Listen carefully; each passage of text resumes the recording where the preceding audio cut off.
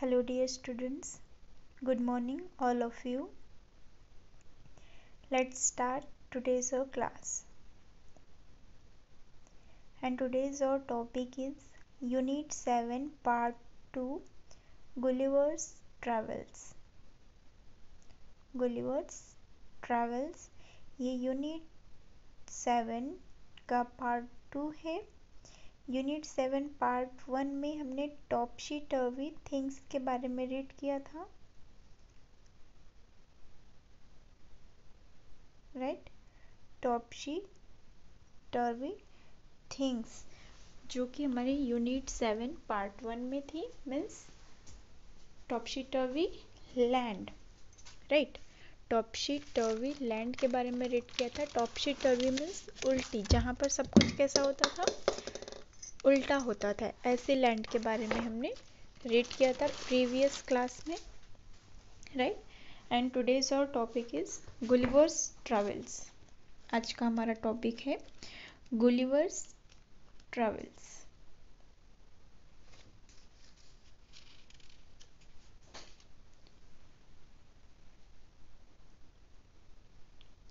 When a person tells the story of his life in his own words, it is called an autobiography. Gulliver, a sailor, was once caught in the land of giants. This is how he describes his experience. Okay, means जब कोई person अपनी ही life के बारे में story लिखता है अपने word में, तो उसे बोला जाता है ऑटोबायोग्राफी।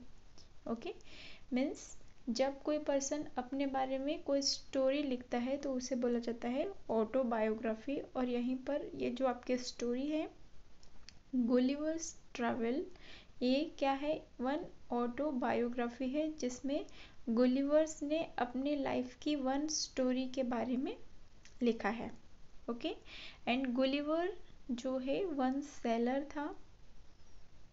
ओके, और वो जो है एक ऐसी दुनिया में जाता है जहाँ के लोग बहुत बड़े थे और उनके कंपैरिजन में वो कैसा था, बहुत ही स्मॉल था, बहुत ही छोटा था। तो ऐसी सिचुएशन में वो अपने आप को कैसे ढाल रहा था, इसके एक्सपीरियंस वो शेयर करता है। इसका एक्सपीरियंस वो इस चैप्टर में हमारी स्टोरी के माध्यम से क्या कर रहा है, डिस्क्राइब कर रहा है। ओके, हमें इस स्टोरी को केयरफुली रीड करना है।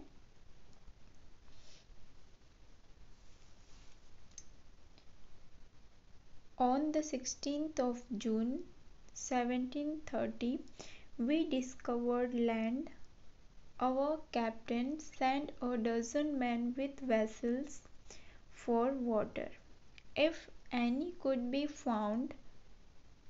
When we came to land, we saw no river or spring nor any inhabitants.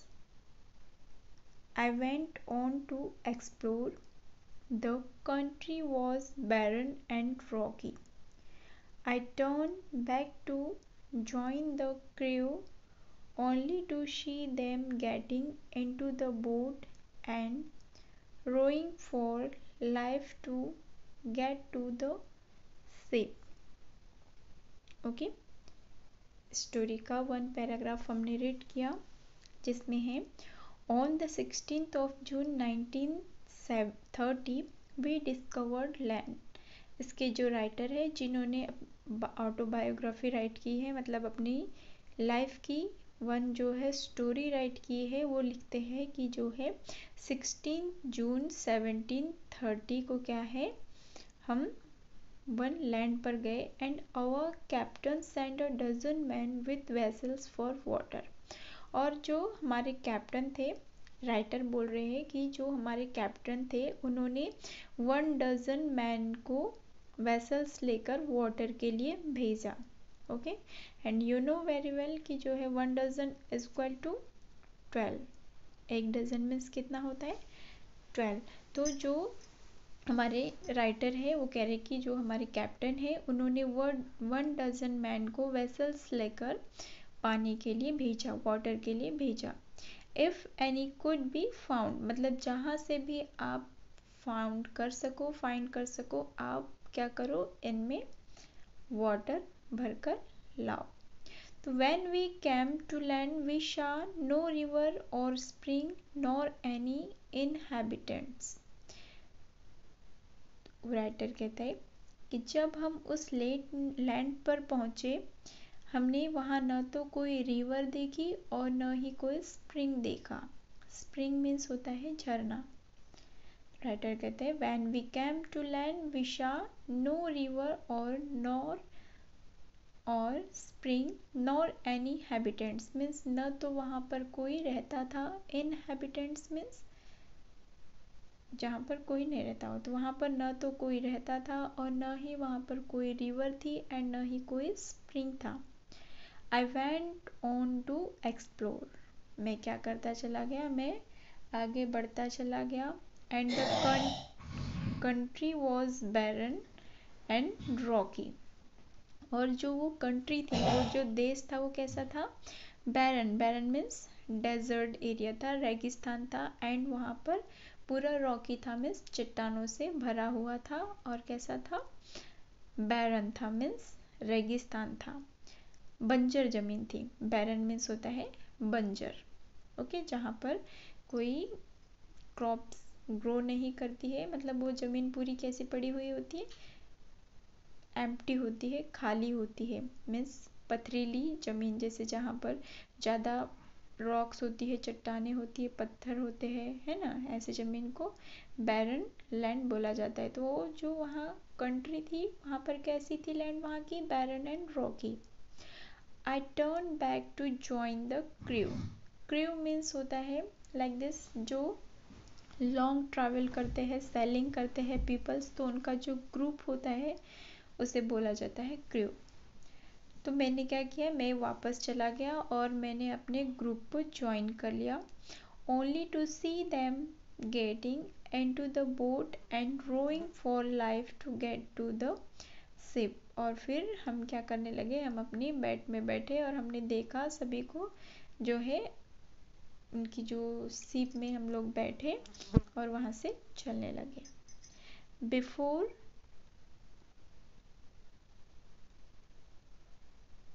The next है, before I could reach them I observe a huge creature walking after them in the sea as fast as he could. The water of the ocean reached only till his knees. However, the monster was unable to overtake the speeding boat. I turned back quickly and climbed up a steep hill with fields of barley on either side and the corn rising up to 40 feet. There was a fence to pass from one field to the other. Okay, before I could reach them, I observed a horse creature walking after them in the sea as fast as he could. Means हम वहाँ पहुँचने से पहले ही मैंने observe किया कि जो one holes creature means एक बहुत ही बड़ा क्रिएचर सी में क्या कर रहा है, वॉकिंग कर रहा है, उनके पीछे पीछे जो है, उनके बाद वन होल्स क्रिएचर वॉक कर रहा है as fast as and the water of the ocean reach only till his knees. और जो वह हुज क्रिएचर है, बड़ा सा जो क्रिएचर है, सी में जब वो वॉक कर रहा था तो ओनली उसके नी तक, उसके घुटने तक ही सी का पानी हो रहा था। ओशिन का, ओशिन मीन्स होता है महासागर, है ना, जिसमें क्या होता है पूरा जो वाटर से फिलअप होता है, पूरा वाटर ही वाटर होता है उसमें। तो उतने बड़े उस ओशिन में जब वो जेंट वॉक कर रहा था तो ओनली जो ओशिन का वाटर है उसके कहाँ तक हो रहा था, नीज तक, उनके घुटनों तक ही हो रहा था। However, the monster was unable to overtake the speeding boat. But जो हमारे कैप्टन थे, हमारे मॉन्स्टर थे, वो उसे ओवरटेक करने में, स्पीड बोट के स्पीड करने में क्या थे, अनेबल थे। I turned back quickly and climbed up a steep hill with field of barley on either side and the corn rising up to 40 feet. मैंने फास्टली क्या किया, क्विक बैक किया, मतलब मैं टर्न बैक पीछे मुड़ा, और जो steep hill with field of barley on either side and the corn rising up to 40 feet, और जो साइड में क्या थे, कॉर्न मीन्स जो मक्के के खेत थे, वहाँ पर मैंने क्या कर लिया, मैं वहाँ चला गया। There was a fence to pass from one field to the other, and उस फील्ड में क्या लगी हुई थी, फेंसेस लगी हुई थी। फेंस मीन्स होता है, जैसे आपने देखा होगा कि जो one field to another field, एक फील्ड से दूसरे फील्ड में जाने के लिए ऐसे क्या बनी होती है, जो तार होते हैं उनकी ऐसी लाइंस बनी होती है, उनकी ऐसी बाउंड्रीज बनी होती है, उससे क्या कर दिया जाता है, पैक कर दिया जाता है उस फील्ड को, है ना, कि जिससे कि हम दूसरे फील्ड में, उस फील्ड में एंट्री न कर सके, वो होती है फेंस। तो वहाँ पर क्या लगी हुई थी, तार की मोटी जो तार होते हैं उसकी मेड बनी हुई थी। Okay,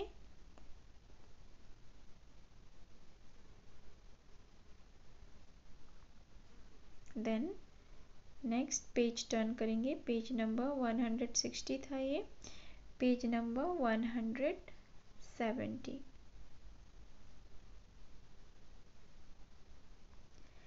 It was it was impossible for me to climb because every step was 6 feet high. I was trying to find a gap in the hedge when I discovered one of the inhabitants in the next field walking towards the fence. He was of the same size as the creature chasing the boat. I was struck with utmost fear and astonishment and ran to hide myself. He called in a voice much louder than a drum. It sounded like thunder. 7 monsters like him came towards the field, ready to reap the corn. They carried a reaping hook which was very big. When one of the reapers approached where I lay hidden, I screamed as loud as I could. The creature stopped reaping, picked me up between his thumb and forefinger and brought me close to his eyes. 60 feet above the ground, he looked at me with curiosity and blew my hair aside to get a better view of my face. Okay, आपको at first तो जब भी हम कोई chapter explain करते हैं या फिर उसे रीड करते हैं तो हमें एट फर्स्ट उसे क्या करना चाहिए, रीड कर लेना चाहिए, उसे एक बार अच्छे से पूरा रीड कर लेना चाहिए, जिससे कि हमें उसमें जो वर्ड्स है वो केयरफुली क्या हो, अंडरस्टूड हो, समझ आ जाए, है ना। और ऐसे ही आपके सिलेबस में जितने भी जो चैप्टर्स होते हैं आपको उसे 1 से 2 से 3 टाइम उस चैप्टर को रीडिंग करनी चाहिए, उसकी उसे पढ़ना चाहिए 2 से 3 टाइम। ओके, इससे आपका जो रीडिंग स्किल है वो इंक्रीज होगा, और जो भी आपको वर्ड्स को रीड करने में जो डिफ़िकल्टीज होती है वो भी क्या हो जाएगी, सॉल्व हो जाएगी। मीन्स आप इजीली वर्ड्स को रीड कर पाएंगे। ओके, तो आपको एवरीडे मिनिमम 1 to 2 पेजेस, 1 से 2 पेजेस एवरीडे आपको इंग्लिश प्लस हिंदी दोनों में रीड करने चाहिए। नॉट नेसेसरी कि आप अपने सिलेबस का ही रीड करें, ऐसा ज़रूरी नहीं है कि आप अपने सिलेबस का ही कोई बुक रीड करें। आप कोई भी अदर किसी भी क्लास की बुक्स हो या फिर अदर ऐसी ही कोई जो जनरल नॉलेज की बुक्स होती है, आप कोई भी बुक लेकर उसे क्या करेंगे, ओपन करेंगे और उसे आपको रीड करना स्टार्ट करना है।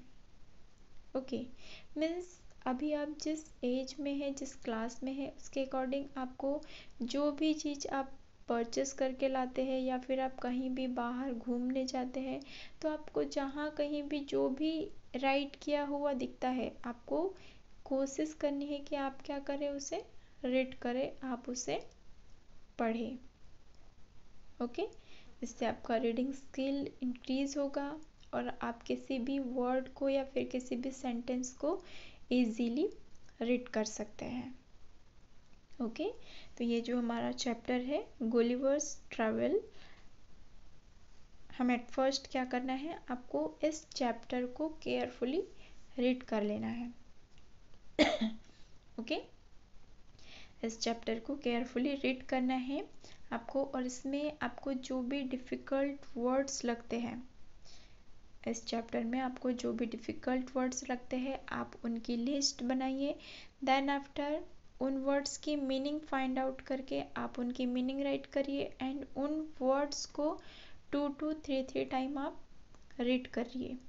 मीन्स आपको 2 से 3 टाइम उन वर्ड्स को बोलना है। ओके, तो आज क्लास में हमने ओनली गुलिवर्स ट्रैवल का फर्स्ट पेज ही रीड किया है और सेकंड पेज की हमने रीडिंग की है, राइट।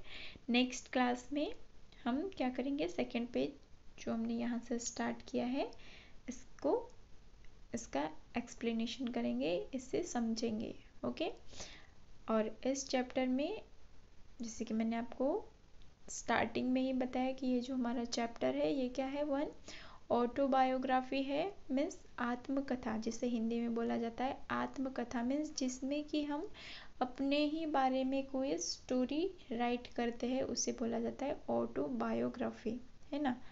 तो ये गुलिवर्स ट्रैवल जो हमारा चैप्टर है ये 1 ऑटोबायोग्राफी है, जिसमें गुलिवर्स ने क्या किया है, अपनी लाइफ की 1 स्टोरी के बारे में इसमें राइट किया है। ओके बेटा, तो आपको इस चैप्टर को केयरफुली रीड करना है। Okay, page number 117, 118, 119। Okay, page number 119 तक आपको इस चैप्टर को 1 टाइम केयरफुली रीड कर लेना है। देन आफ्टर नेक्स्ट क्लास में हम उसका एक्सप्लेनेशन देखेंगे, इस चैप्टर को एक्सप्लेन करेंगे। ओके, तो इसमें आपको जो भी डिफ़िकल्ट वर्ड्स लगेंगे हम उन्हें सॉल्व कर लेंगे। यूनिट 7 पार्ट 2 गुलिवर्स ट्रैवल्स, और आज जो हमने इस चैप्टर का यहाँ से एक्सप्लेनेशन किया है पेज नंबर 116 का पूरा, ऐसे आपको केयरफुली 1 टाइम और रीड करना है और इसमें अंडरस्टूड करना है, समझने की कोशिश करना है आपको जो भी आज क्लास में बताया गया है। Okay dear students, that is all for today. Thank you.